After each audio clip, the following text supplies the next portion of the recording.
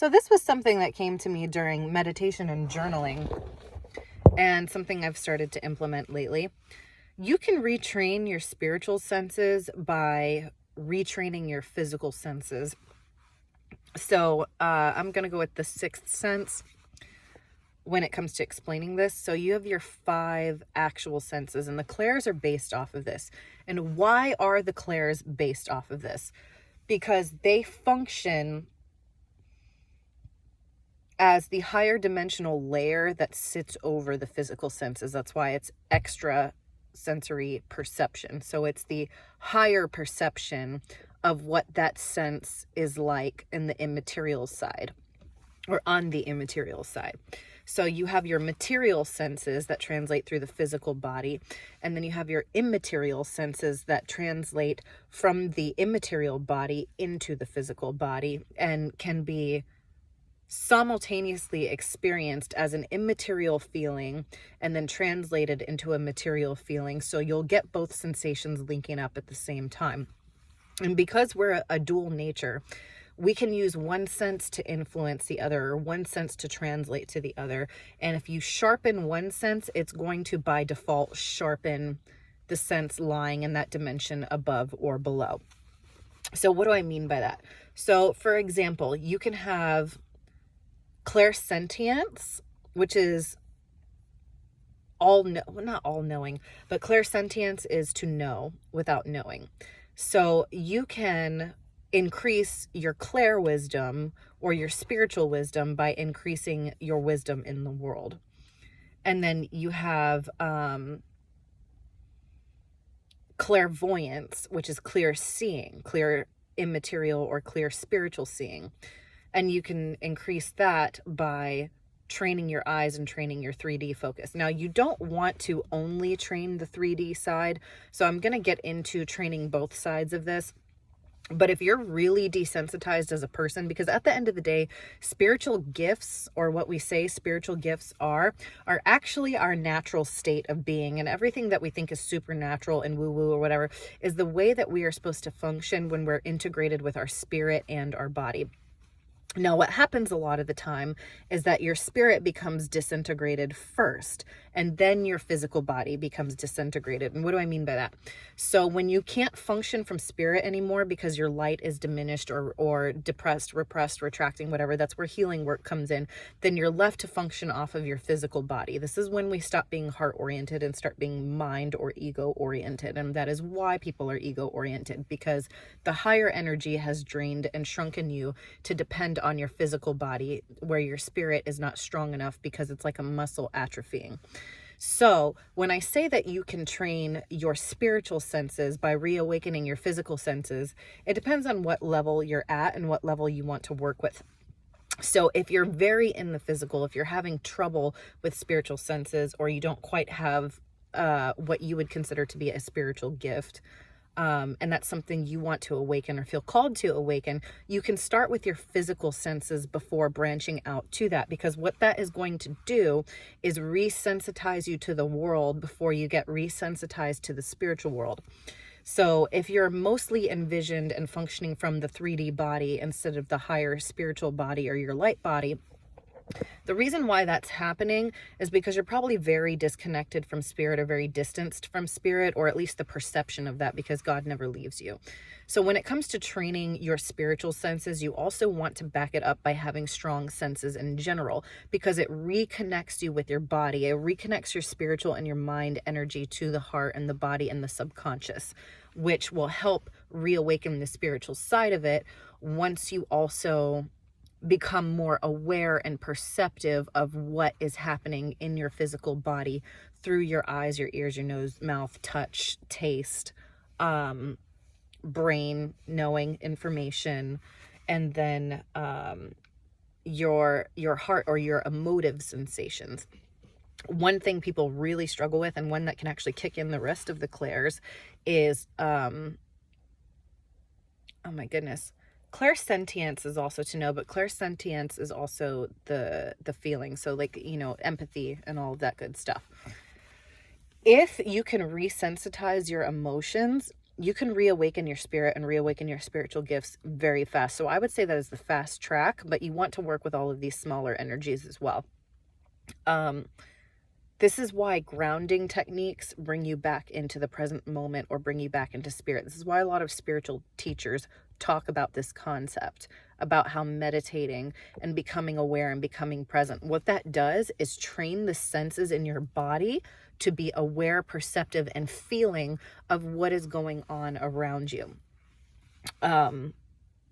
And then when it comes to the clairs, there are people that have clair smells and clair tastes. So you can taste things that you didn't eat, or you can smell things that are not actually present in the area, and that can be good or bad. And this is also where we get phrases like, oh, that person left a sour taste in my mouth. Obviously, that's not the case literally, but that idiom comes from the fact that we can sense sourness in a person. And when it comes to things like clairs, sometimes physical senses like that do actually manifest in tandem with a place, an object, a person, or whatever, and can be associated, aside from explaining phenomenon like, okay, maybe somebody didn't take a shower today, of course. But for example, somebody who you could be alone in a vehicle and you think about your ex and somehow you smell their cologne, something like that. Becoming more present in these physical sensations can help you become more present and more aware and perceptive to the immaterial sensation. This is where like blind taste testing comes in handy too, because a lot of people, cooks are really good at this. This is why they have a natural talent with food. Cooks are really good at tasting a dish and being able to name, 6, 10, 15 different spices that are present in that dish, because their palate is so sensitive that they can perceive something through their mouth that the average person cannot. And that makes them really good at cooking because they're hyper tuned to the taste of food in a way that a normal person may not be. I like the example from Ratatouille with this one. Like his friend who just kind of eats to eat because they're starving rats, right? He can taste all the richness of the different flavors, and he tries to get him to go on this adventure to kind of see it and like, okay, taste this with this, now taste it alone, whatever. There are people who can do that and sense taste. Like I actually know somebody who, when they're around anybody with a good aura, they can taste sugar and they can taste sweetness like a cupcake on their tongue. They've explained that phenomenon to me, which I think is really cool. So I do know somebody that actually physically tastes sweetness in their mouth every time they're around somebody with a positive heavenly aura. And then there are people who can actually see auras too. So you can actually train that by becoming more sensitive to light and more sensitive to color and things like that. So you can test yourself with synesthesia as well. And becoming present with emotions is really good as a healing tactic, but it is also reattaching you to the compass of your body. This is also a reason why people have trouble manifesting, because they'll get their thoughts correct, they'll start envisioning what they want, and they'll still be stuck like, okay, why is this not still happening, blah blah blah. And there are other reasons where that could be the case, but a lot of the time, a lot of people are actually in a feeling of dis-ease. I've actually struggled, and still to a degree struggle with this myself. But a lot of the time, if you just sit still, you either can't be still, or you don't feel peaceful, or there's something where you don't feel joy just being with yourself. There's a lot of podcasts that talk about this. It's a very popular subject now. There's so many people in different groups talk about this, right? Why is it that we cannot sit still without some kind of outer stimulation? Because the internal stimulation of the heart and the emotions it feels very numb, but very negatively numb, because we understand inherently there's something sitting underneath that. So what do? We disconnect from it, and we use outer stimulus in order to detract from the internal stimulus. So once you sit with yourself in your present and you reconnect to your emotions, that helps you become more spiritually aware. Why? Because that is an immaterial thing, but that manifests as something physical in the world, something sensationable in the 3D world. So that is empathy, really is a spiritual sense. And why do you want to master that? Yes, obviously the first step is because you want to feel peace and you want to be able to connect with God, because that is where your peace flows from. But the other thing that helps is you have a compass to navigate in the world. You have a compass to orient yourself and know which way you're going, because your brain is really good at convincing you that good is bad and bad is good. But when you have which, first of all, your brain is actually the backup generator. But if you've made that your main generator, you have the backup generator of your heart to double check that. It's like governmental check and balance in your own body, just like we use in our American government. So what that does is give you two compasses, and it actually reawakens your main compass. So it's feeling first, logic to check. And I don't think that those balances should be offset very much. They should be very close, like maybe 55, 45, 60, 40, whatever. But I do believe that you should be heart-led, because when you are on the ascending path, your heart will typically convict you or compel you to act with love, even if you don't feel it, because you'll feel the pain and the suffering and the negative vibration of if you don't act in that way. So not only do you have the bad thoughts or the I shouldn't do that or I should do that, you have the vision or the feeling of the manifestation of pain and suffering that would come with that, and you experience that if you do not do what is felt as the right thing. And then you have your brain to back up whether or not that's the case, or whether or not you're just running away with your emotions.